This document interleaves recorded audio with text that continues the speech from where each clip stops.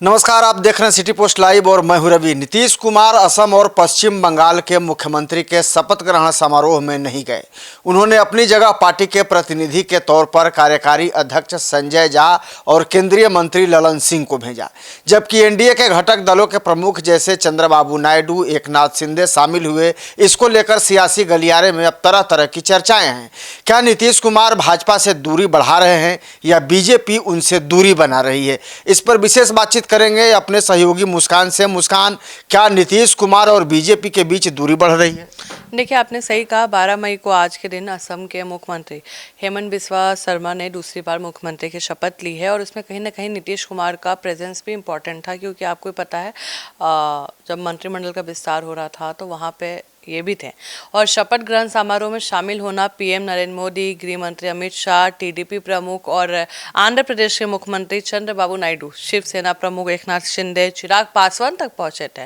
लेकिन नीतीश कुमार ने शपथ ग्रहण से दूरी बना ली। अपनी जगह केंद्रीय मंत्री ललन सिंह और पार्टी के कार्यकारी अध्यक्ष संजय झा को भेज दिया। इससे पहले बंगाल में बीजेपी सरकार के शपथ समारोह में भी नीतीश कुमार दूर रहे, वहां भी नहीं थे। ममता बनर्जी को हराकर पहली बार पश्चिम बंगाल में जब भाजपा की सरकार बनी तो 9 मई को कोलकाता में भव्य शपथ समारोह हुआ। उसमें भी एनडीए के सभी पार्टी के प्रमुख शामिल हुए, लेकिन नीतीश नहीं गए, संजय झा को भेजा। तो कहीं ना कहीं लग रहा है कि नीतीश कुमार ने दूरी बनाई है। तो नीतीश कुमार अपने मंत्रियों को के लिए परफॉर्मेंस पर जोर दे रहे हैं, तो अब उसको क्या माना है? देखिए, 9 से 10 मई को नीतीश कुमार से जेडीयू कोटे के मंत्री के साथ बैठक की है और इसमें उनके साथ केंद्रीय मंत्री ललन सिंह भी थे। नीतीश कुमार ने कहा कि सभी मंत्री अपने विभाग की योजनाओं को समय पर पूरा कराएं, नियमित रूप से योजना की निगरानी करें, जिला में वो धरातल पर पूरी तरह से उतरे, इसे भी सुनिश्चित कराया। उन्होंने कहा कि उस स्तर पर खास ध्यान रखा जाए जहाँ योजना जमीन पर उतरती है कि नहीं, और ऐसा करने से लोगों को सरकारी योजना का पूरा लाभ मिलेगा। नीतीश कुमार ने अपने बेटे के लिए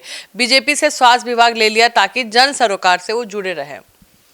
तो लगातार नीतीश कुमार एक अलग पैटर्न भी अब उनको अपनाते फिलहाल देखा जा रहा है। जदयू करल में अपने देखा होगा, अचानक पहुंच जाते हैं, अपने मंत्रियों को वो देने लगते हैं जोर। खैर, क्या बीजेपी ने नीतीश कुमार को सीएम की कुर्सी छोड़ने के लिए मजबूर कर दिया है या वो नाराज है? देखिए, नीतीश कुमार ने मुख्यमंत्री पद को छोड़ना और राज्यसभा जाने के फैसले को लेकर सियासी गलियारों में कई तरीके के तर्क दिए गए थे।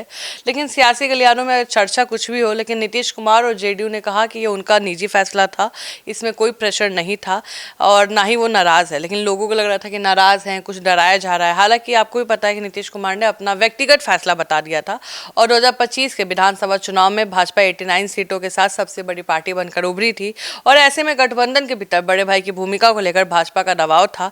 नीतीश कुमार ने आधिकारिक तौर पर 14 अप्रैल 2026 को मुख्यमंत्री पद से इस्तीफा दे दिया। इसके पहले 10 अप्रैल को 2026 को उन्होंने राज्यसभा सदस्य के रूप में शपथ ली। उन्होंने अपने इस्तीफा के साथ ही बिहार में जो इतने साल से वो चल रहे थे नीतीश योग का जो अंत हुआ, भाजपा के लिए सम्राट चौधरी नए मुख्यमंत्री बने।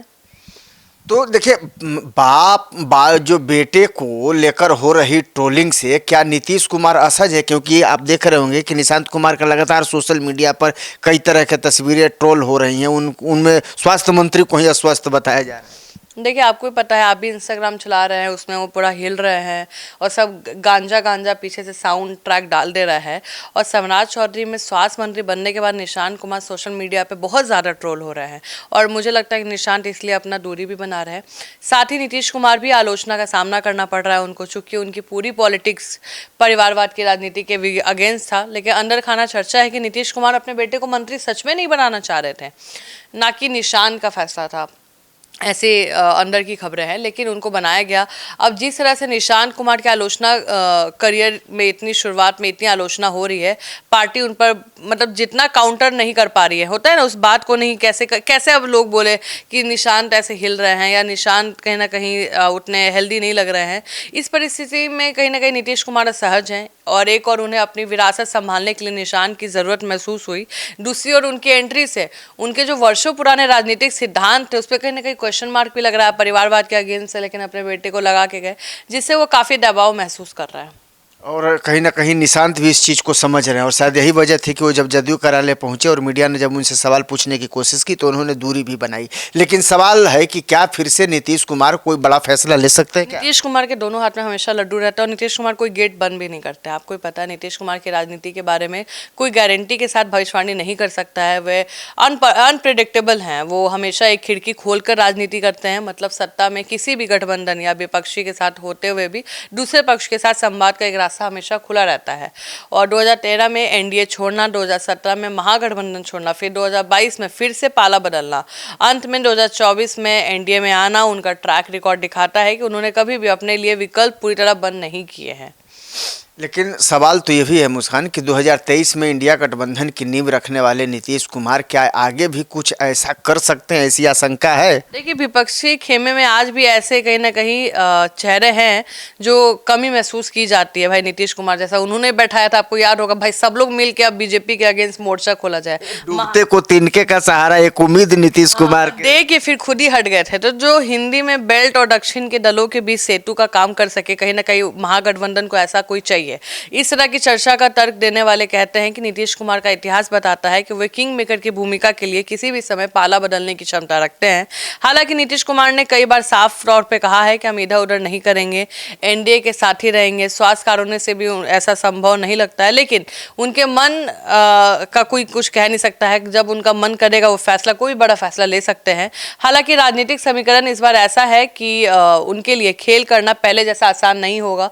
भाजपा बहुत स्ट्रांग हो चुकी है, लेकिन मुझे नहीं लगता कि अब नीतीश कुमार यार अब पाला वाला बदलेंगे। लेकिन विपक्षी दलों में अभी भी उम्मीद है कि चाचा आ सकते हैं। डूबते को तिनका का सहारा कहा जाता है, तो विपक्ष के पास अब लग रहा है कि कुछ नहीं है, तो शायद एक चांस और आ जाए कि हम इस पे अपनी ये कर लें। तो आप देखिए कि नीतीश कुमार है कि को लेकर के हम चर्चा कर रहे थे, लेकिन राजनीति में एक ये भी बात कही जाती है कि कब क्या होगा ये कुछ नहीं कहा जा सकता। यानी कि कब जो ऊँट है किस करवट बैठेगा, इसके बारे में अंदाज़ा लगाना बड़ा मुश्किल होता है। और राजनीति में अक्सर ऐसा ही होता है कि जो हम सोचते हैं बिल्कुल उसके विपरीत होता है। लेकिन आखिर वाकई क्या बीजेपी से नीतीश कुमार नाराज हैं या फिर सब बीच में अफवाहों का बाजार है? आगे क्या कुछ होगा ये तो आने वाले समय के साथ पता चल ही जाएगा। फिलहाल आप हमारे साथ बने रहे, इसके लिए आपका बहुत बहुत धन्यवाद।